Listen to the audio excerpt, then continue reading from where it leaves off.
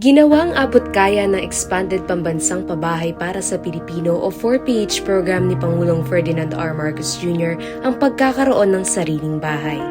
Sa Peoplesville sa Davao City, isinakatuparan ng Expanded 4PH ang pangarap ng ating mga kababayan na magkaroon ng sariling ligtas, disente at mas abot-kayang tahanan.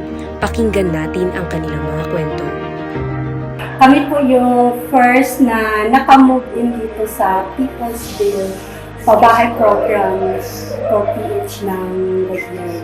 Sa 22 years namin nagre-renta palipat-lipat, sa wakas nagkaroon na rin kami ng maayos at simple. A dream for me po. Kasi growing up, I was living with relatives, madami po kami sa bahay. Ang process po, madali lang naman po kunin yung mga requirements. Dream ko po magkabahay talaga. Tapos nung nakalipat ang parang hindi pa ako makapaniwala. You wake up po talaga everyday na with joy talaga. May saya po talaga sa gusto mo.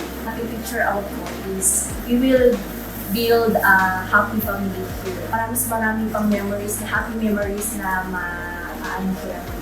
Masaya kasi it seems that we're not left behind compared to sa mga mayaman. So, I guess we will be experiencing kung ano pong na-experience niya. We will be experiencing yung mga park within our facilities and then yung swimming pool. So, malaking tulong po. Maraming salamat po sa Presidente natin. Sana po tuloy-tuloy na ito.